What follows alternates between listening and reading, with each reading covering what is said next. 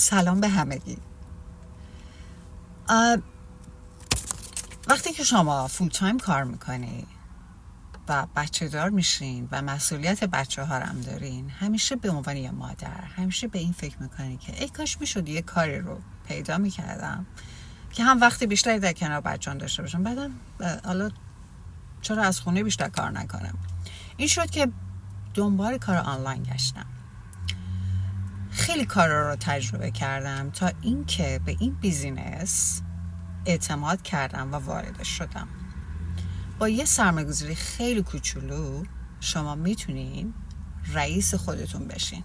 باورتون نمیشه.